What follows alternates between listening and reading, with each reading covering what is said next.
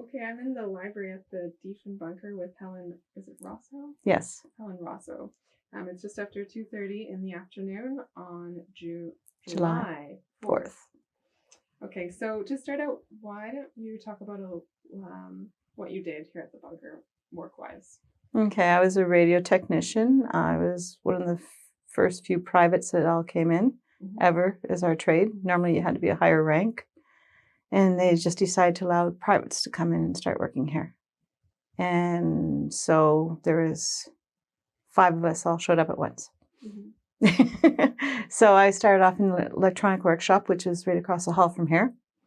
And we looked after the main communications, the HF and the VHF, the AGA, the air-ground air communications.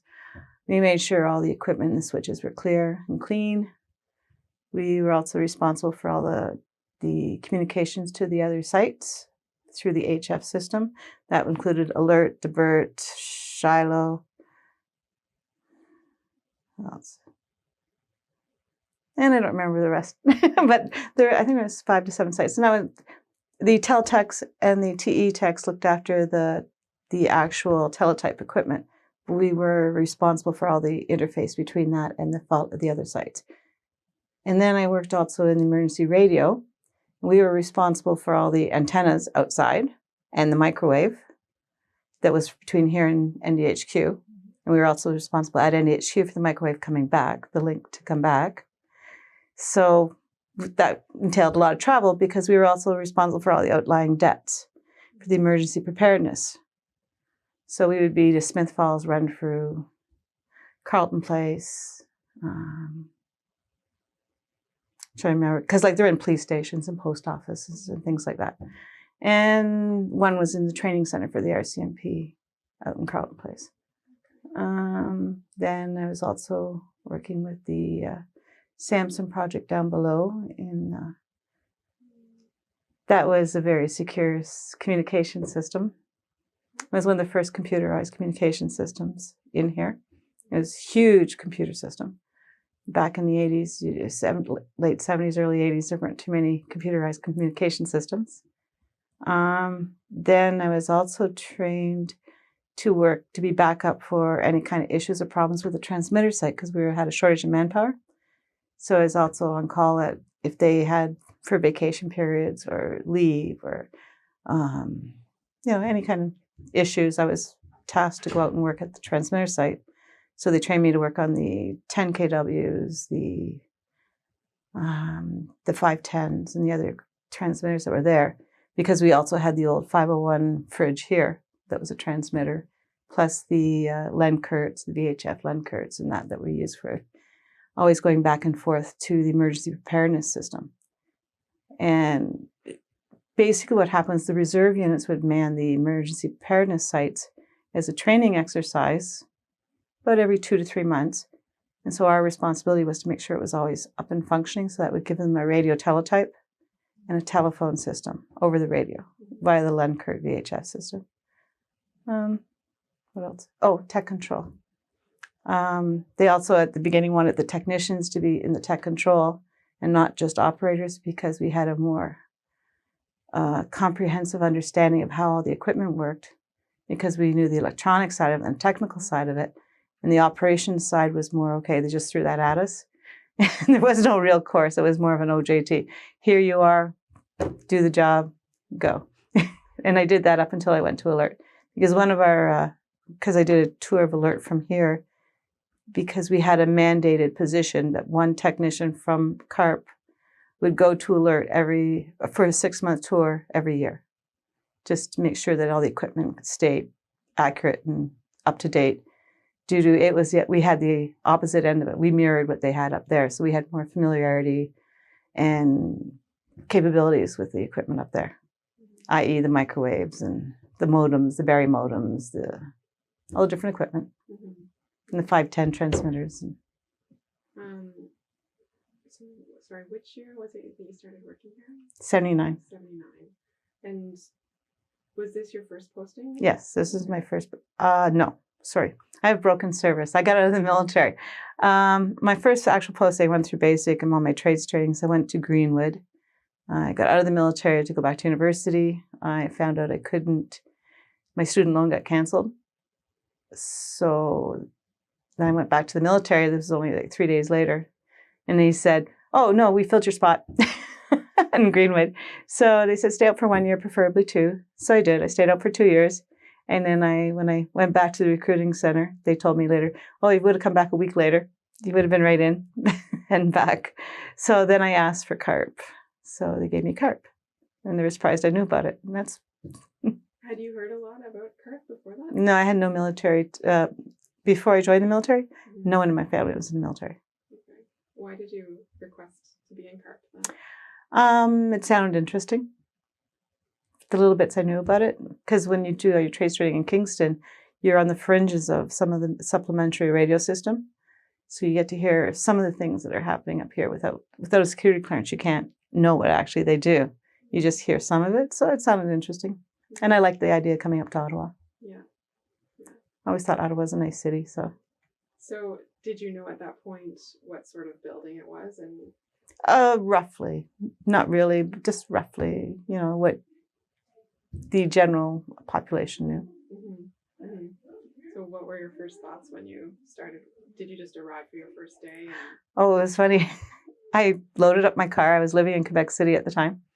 I loaded up my car with my winter tires on top of I had a small station wagon. And all my stuff, everything was inside my station wagon. And I couldn't find the place.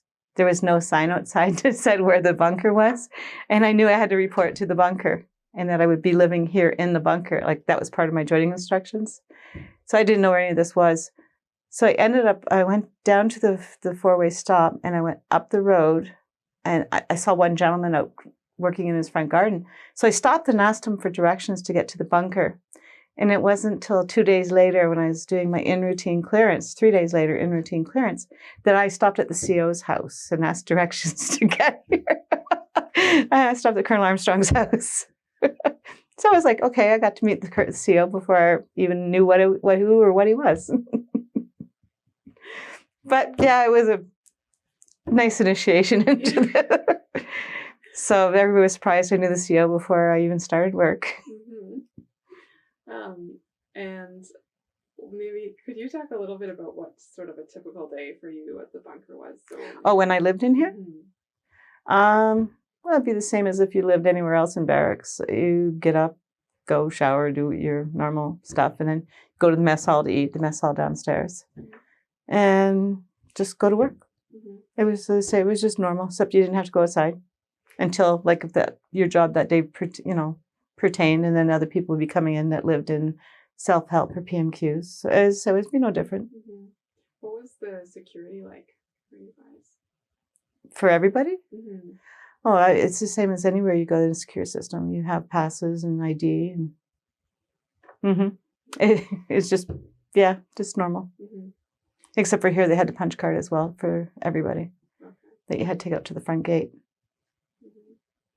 Mm-hmm. Did it affect you at all living in the bunker and living underground? And did you go outside that much? Or? Oh yeah, well, see, part of my job, depending on which shop I was working in, was a lot times outside. It was, working on the antennas outside. Like we had the 2 receiving sites, the one in Dunrobin and the one in Almont. So you had to drive the crew cab out and work on antennas, test them, make sure, get chased by the horses and the cows. And it was all part of the job. And you come in, your truck's all been licked because they thought it was a salt lick. And you had to come back and wash the truck before you could finish for the day. Or when you get it stuck, he who got the truck stuck had to wash it. That was also the rule. Because they were you always put in a receiving site or any antenna site into a slight bog, because the more moisture, the better the antennas work. So you always had to make sure you knew where you were driving or you wouldn't get there. Oh my goodness. It was interesting. Yeah. Were there other, I assume that you weren't the only woman living in here at the time. But... No, there was, was I at that time? I think I was, actually.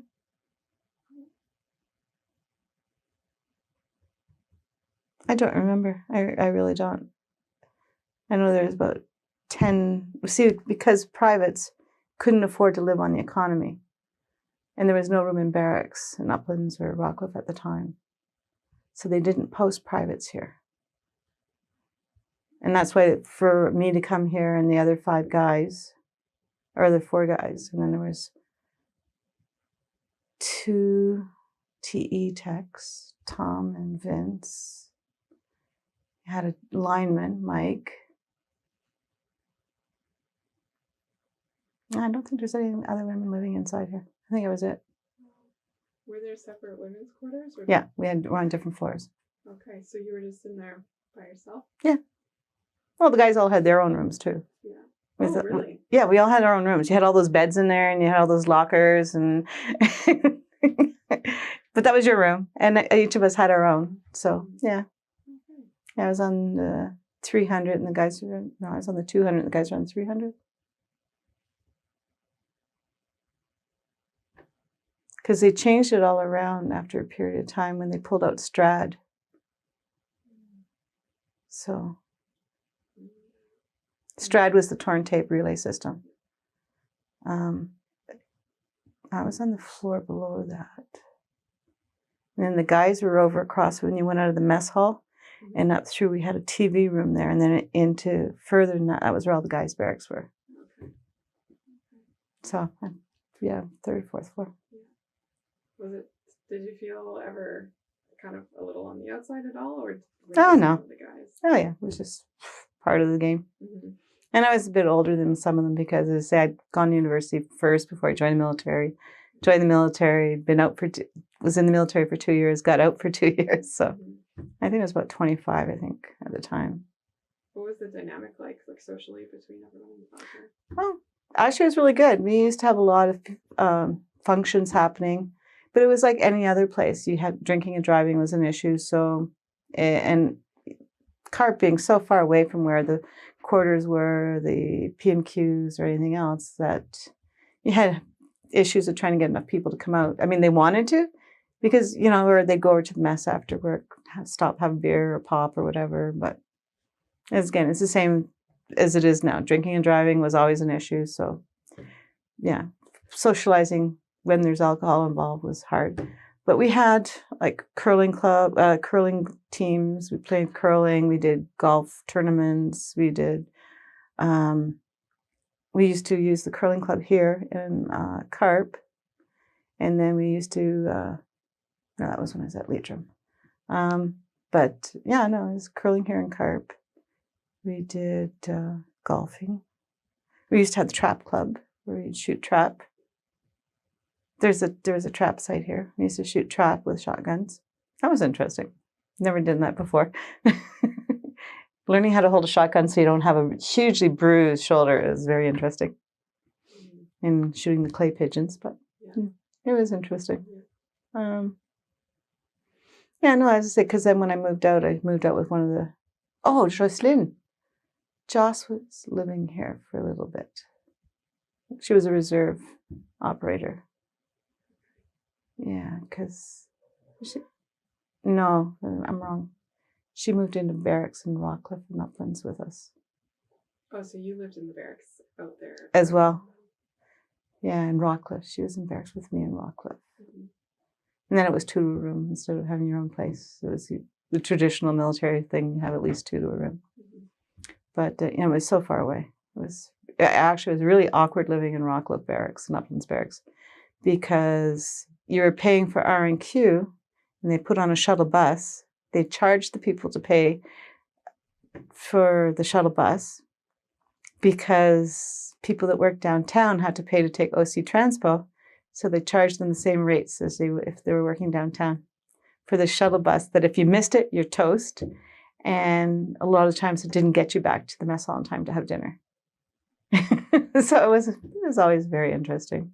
And with being where we were not always guaranteed. So I lived in Rockcliffe for a while, and then I moved everybody to Uplands. I moved out and I got an apartment here in just outside on the village here. And then I was living in Canada and then into Bell's Corners with some other people that I worked with. Mm-hmm. Another girl and another guy in Stittsville. Yeah. I lived in a different place every year. It was just the way it worked. 6 years, I had 6 addresses. What were some people have talked a little bit about the meal times here and the state of the food and That's all dependent on the cooks. Yeah, sometimes food's great, other times it wasn't. When we all lived in the barracks, it was actually better for everybody because they had better cooks, because they had to supply cooks for us for weekends. And Frank Murphy, I think was his last name, he was in charge of all the cooks. He was the sergeant in charge, and he always made sure everything was great. And then when they moved us all out, things sort of went downhill because now it's only a 9-to-5 job and not on weekends. And they would set up the urns of coffee that would be there forever and a day. And then they came in with this new liquid add hot water coffee dispenser thing because the shift workers were complaining the coffee was so rancid after many hours sitting in these huge urns. But the liquid coffee wasn't too good either. No, I'd say the food was good when we all lived in the barracks. And then when we also lived in here, they would allow us to go make our own meals on weekends. You know, so that was also pretty cool. So you didn't have to worry about, okay, shoot, you know, I didn't get up in time for breakfast. I got to wait now for whatever to get food. So yeah, no, it's actually pretty good. And then, and it's like anywhere else. It's all dependent on the cooks. So when you moved out of the barracks, you moved out because they moved everyone out? Yeah, we all moved out. We all moved to Rockcliffe. The guys too? Yes, everybody moved to Rockcliffe. Oh, do you know why they did that? They said mole syndrome. It was not conducive. We had one person they said was not going out enough. And even though he was, they just didn't realize because he wasn't using his punch card enough. Because going to the mess, the mess hall outside, the liquid mess, the drinking one, you didn't have to punch your card. They would know I was out there because they would know that I was working over there. I was the bartender a lot of the nights.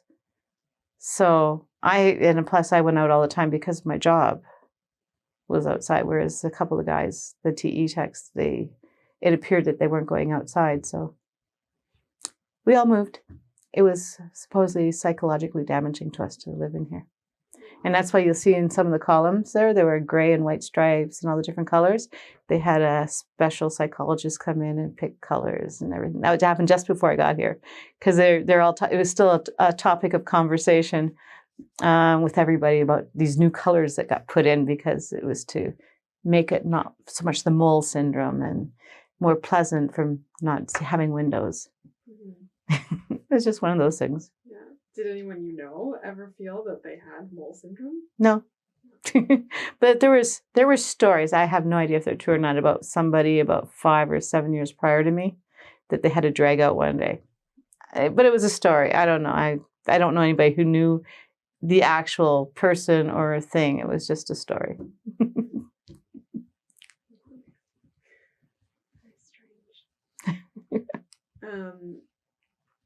So you were the bartender at the mess. Yes. As well as everything else. That was just a part-time job. Was it a paid position? Or yes. Yeah. Yes, it was paid. Other positions where I've been, they hired somebody later to do it as a full-time job as a bar manager, but no, it's a paid position. Okay. As a private, you don't make money. And I had a car.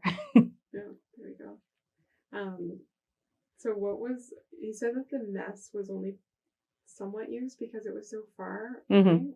The locals actually supported the mess better than the military people. We had a lot of associate members that would come in and use the mess facilities because the beer was cheaper. And they could sit around and talk. And it was fun.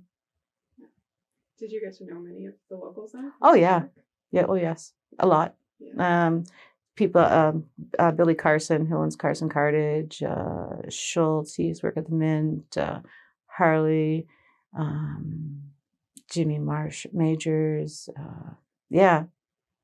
There's a lot of the guys, and Debbie, and, well, Leslie, as I said, the doctor's nanny. Debbie, I'm trying to think, it's a long time ago. It was so long ago.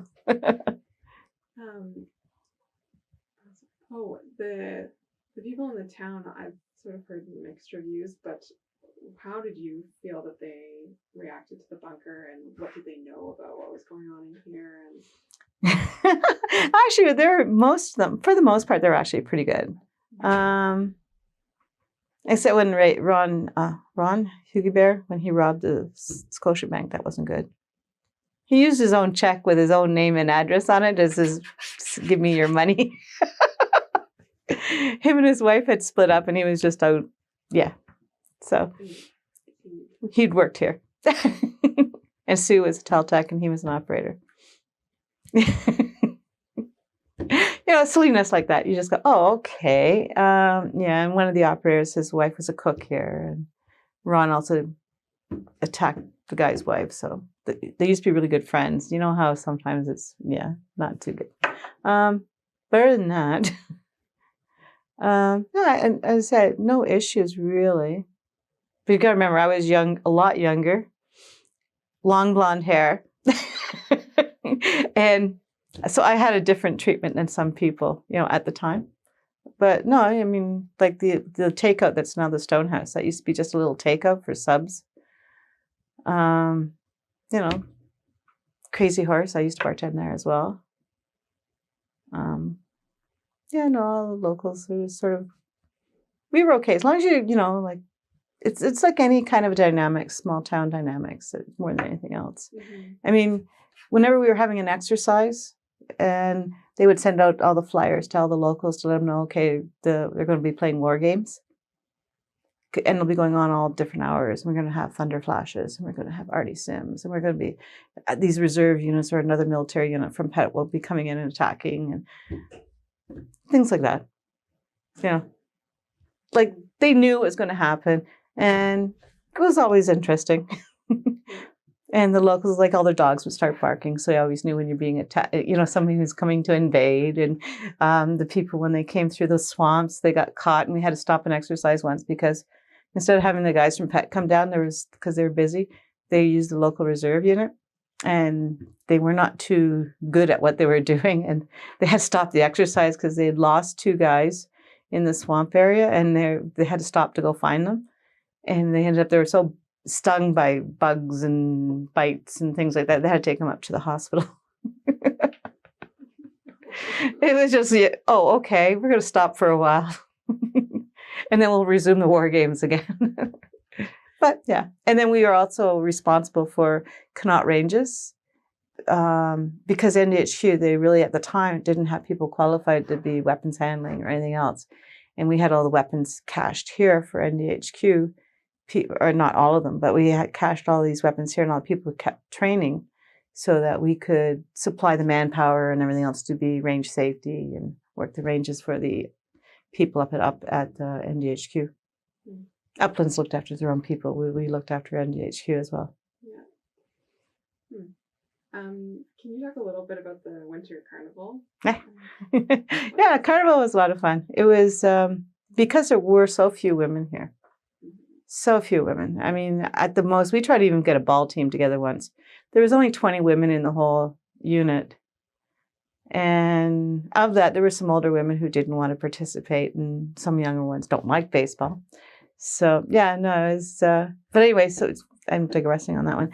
Winter Carnival we didn't want it to be a challenge among the women, and they never did, even before there was women. So the guys always dressed up as women, and any kind of weird and wonderful costumes, and their costumes, they're totally, it wasn't, most of them didn't even look like women when they were done. It was more of a costume feature and how they behaved and acted. You wanted somebody who could act and be just silly. That was basically it. Whether it's with water guns, whether it's with anything. And so that was good. And then we had competitions where everybody on the site was put on a colored, they put it like the red team, the blue team, the yellow team, like just different colors. And we had things from making snow sculptures. And then even in years when there was snow, wasn't much snow, we did a violation of our fire extinguishers. And we built the snow up as much as we could and then froze them with the fire extinguishers because CO2 will freeze things. So that was good. weren't supposed to do that one, but we did. Yeah, tug of war, snow sculptures, card games. Like, it was a little bit of everything. You didn't have to be an athlete to be involved in it, and it was more of a team building, like what they call team building now. And it worked really well because it wasn't a shop or an office. It'd be, okay, they just went down the thing, every fifth person on the whole nominal roll. Okay, you're on this team, you're on this team, you're on this team. And they do that all the way down through the nominal roll. Didn't matter rank, didn't matter what trade or anything else. You were on the team you ended up on. So it worked out pretty good. Mm-hmm. Who organized it? Part of it was the entertainment committee. The mess entertainment committee was mostly responsible for it. Yeah, I'm trying to remember. Yeah, I'm pretty sure. And then the SWO's office also, he would deploy his people to help out if as required.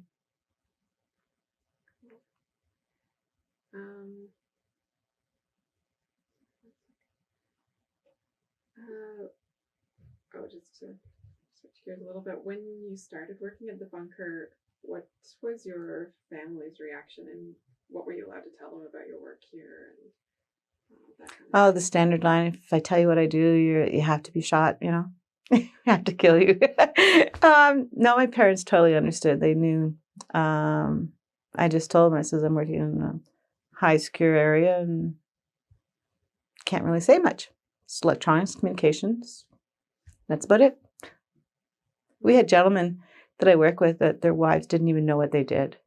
I was so surprised. My one boss, I asked once of his wife, who was a nurse, I said, does your wife know what you do? And he goes, no. I was like, okay. Because when we would go out to have a shop party or something like that, she'd be the person to come pick us up, because no drinking and driving. We all tried to follow those rules. And so we'd have people designated driver or somebody's wife or girlfriend or whatever come pick us up.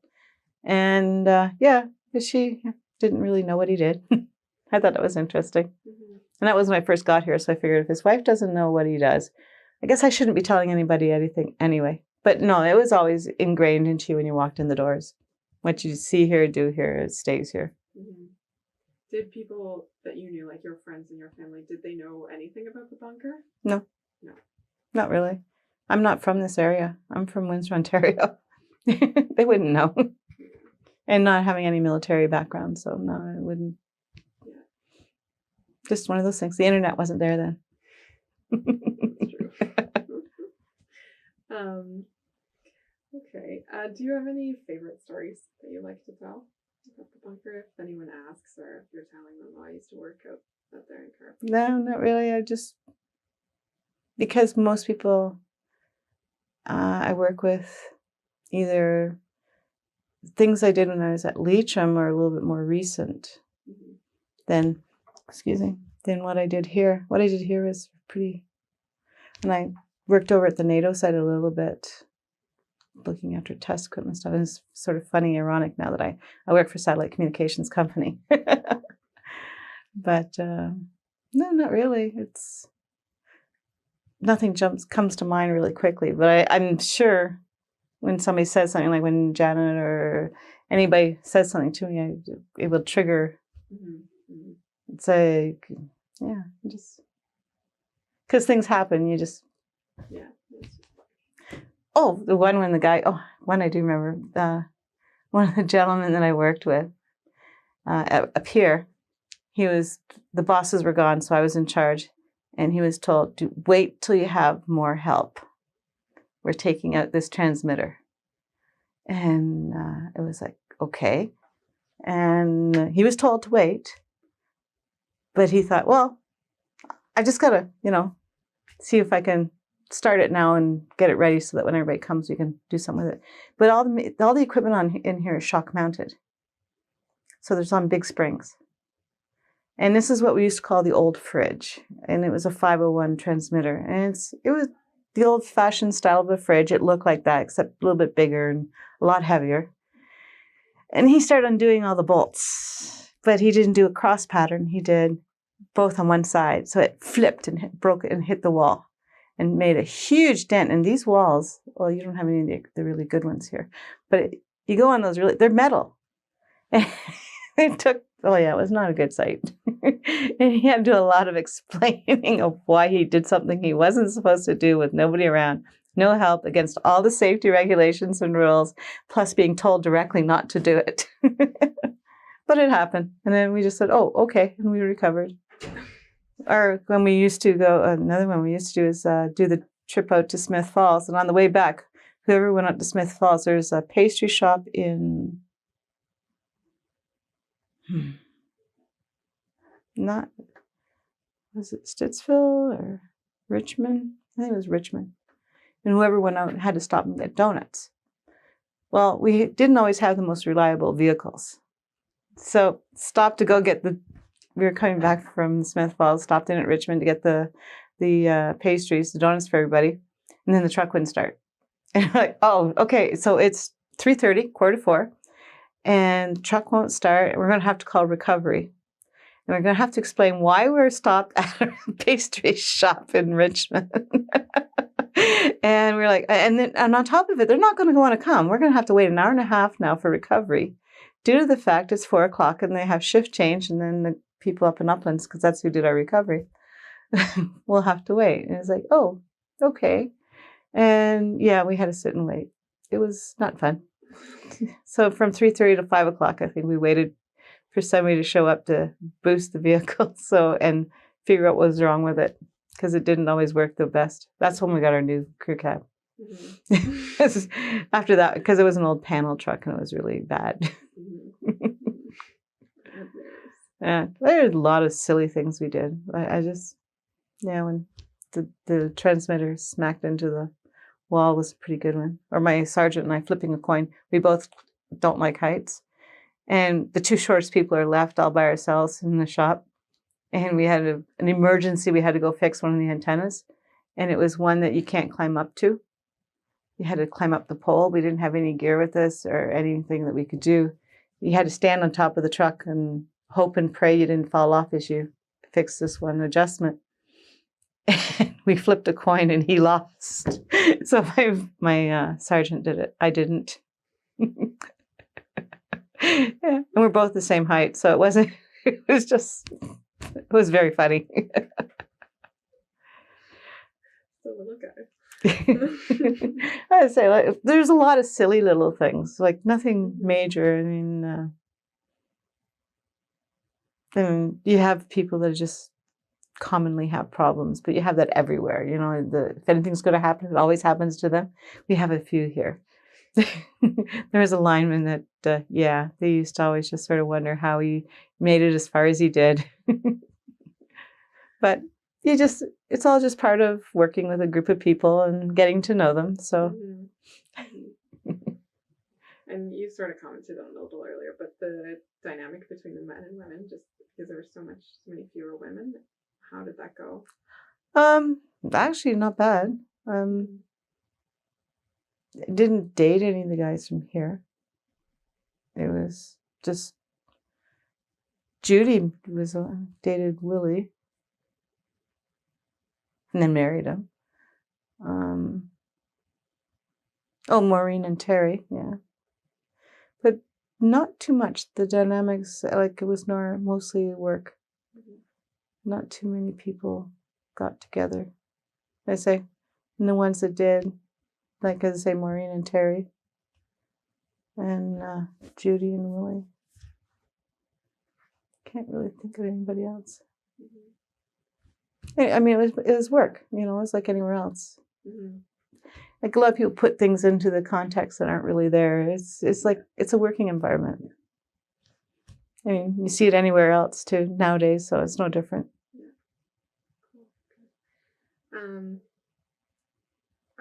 During that period, I mean, it was a little after sort of the main events that people associate with the Cold War, but mm-hmm.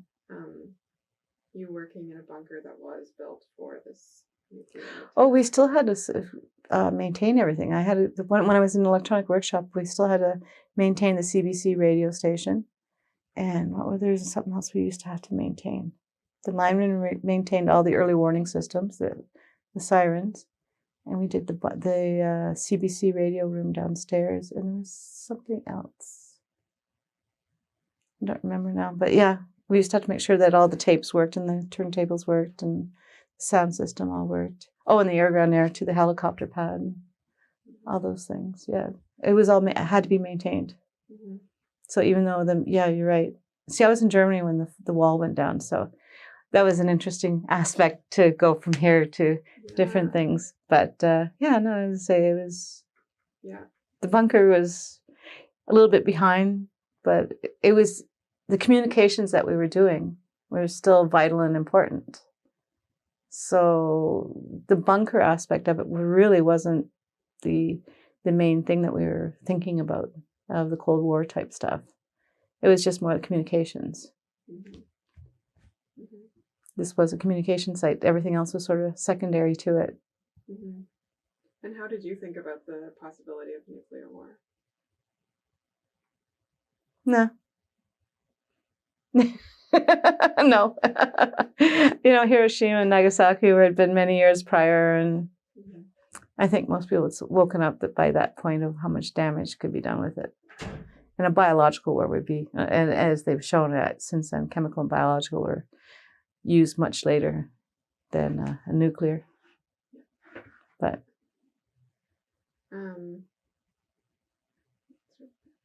and you also still had that one emergency hatch out the top too. Did anyone ever use it? Yeah, we had to because, well, not as emergency, but we had to. That was part of how we got cables in and out sometimes for some of the systems for antennas. It was used. It was functional. So someone actually would climb? Yeah, go up through it, yes. Well, we had to do, because you don't have half the antennas up top anymore. Mm-hmm. But there were some antennas that we used that were emergency antennas, so we always had to make sure that they worked, and cabling and stuff. So, yeah, it was, everything was functional, mm-hmm. including the emergency hatch. Good.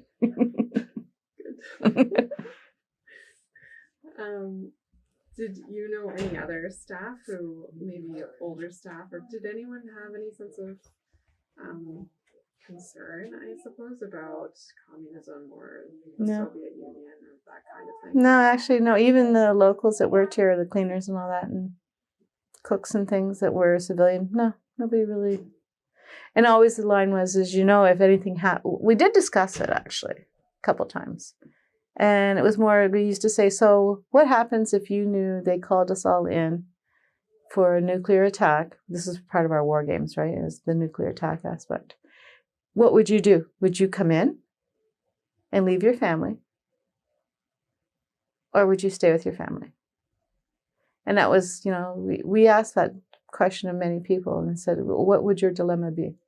Would you come in to protect the site and work the communications, or would you stay with your family? And I think it was about 50-50 what the guys said. Because they said if it's a nuclear attack, basically the only ones that are going to survive are the ones in the bunker. So it was sort of a matter of you might as well go with your family. Because we used to have to change out all the mattresses in here and all the rations in here every 6 months. And mattresses were once a year, I think. Rotate everything out. And such a lot of work. Because I don't know if you saw the quantities of mattresses and rations that were held here for emergencies, because we had to have, I think it was 6 months worth of rations, and it was a lot. And how did you answer that question? Well, I didn't have any immediate family here, so I'd go to work. There was no dilemma at all for me. So were there any significant, maybe Cold War, but maybe sort of more general military or political news pieces that were sort of a buzz in the bunker at the time? Did anyone have concern about anything going on in the outside world? Or? Not really. I mean, when Lord T shut up the Quebec Parliament, that had nothing to do with anything for the fact except he was upset about what the Quebec government had done to his family. It was not anything to do with military. It was not anything to do with being here in the bunker. It happened to be the mess up by the powers that be that he actually had the combo to the breech blocks the weapons, and he was and the ammo, because he was told to take a weapon up to Uplands to get repaired. I was just a matter of circumstances, and yeah, and I say and it had to do with the fact that he was very upset with how the Quebec government was treating his parents.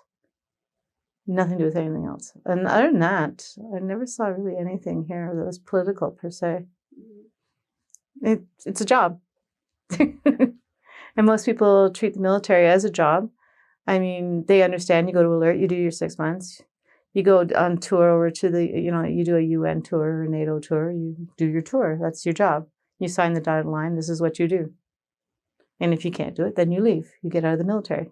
That's just the way it is. But yeah, other than that, no.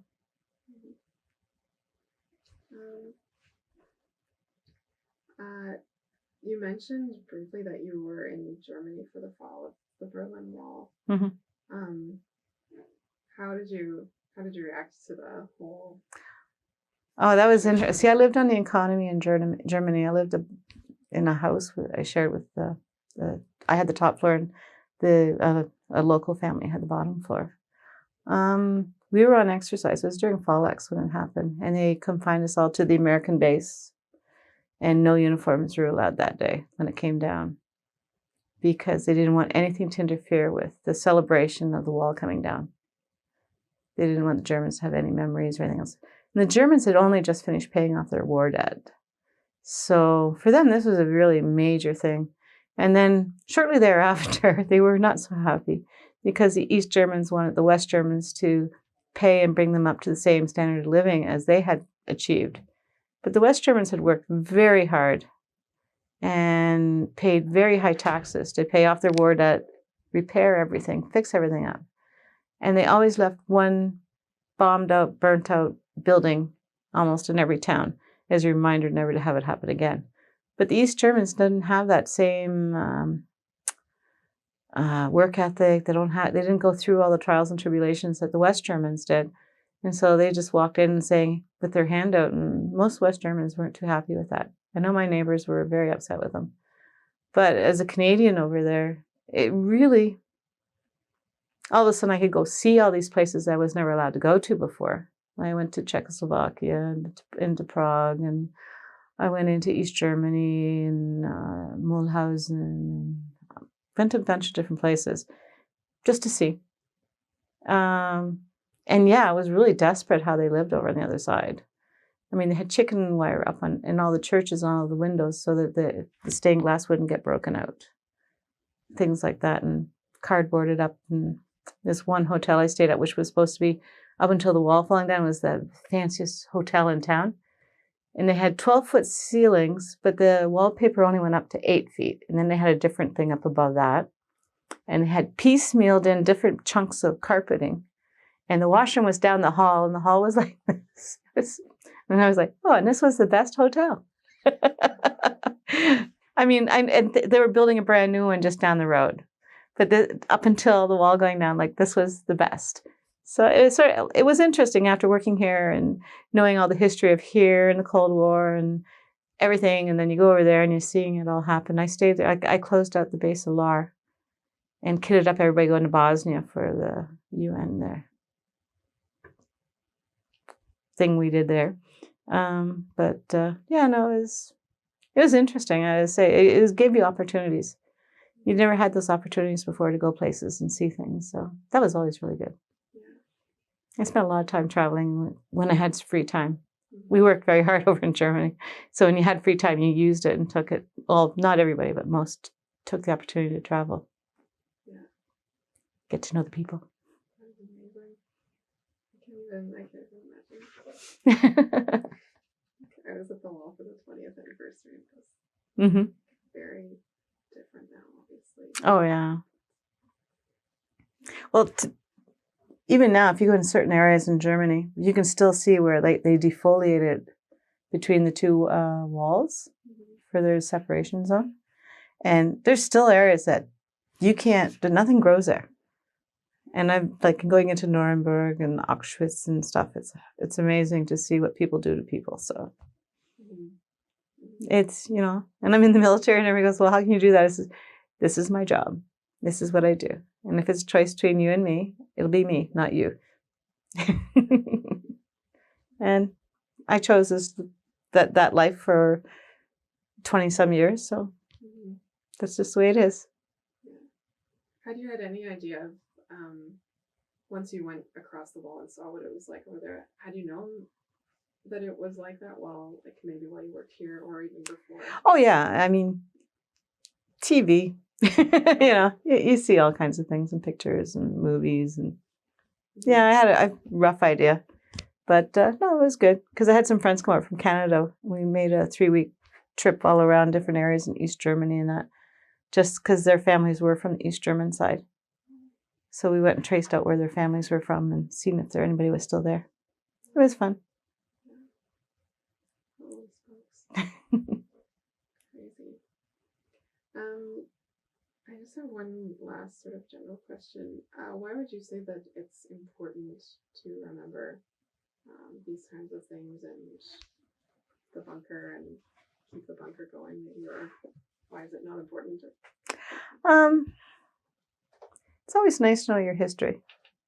I mean, people are trying to do that all the time now with doing their ancestry and their family trees and everything else. It's always nice to know how you got somewhere and what is the background that led you from point A to point B. So yeah, it's always nice to have the stepping stones. Gives you a better, fuller understanding of how things are and why they are. Basically, that's about it.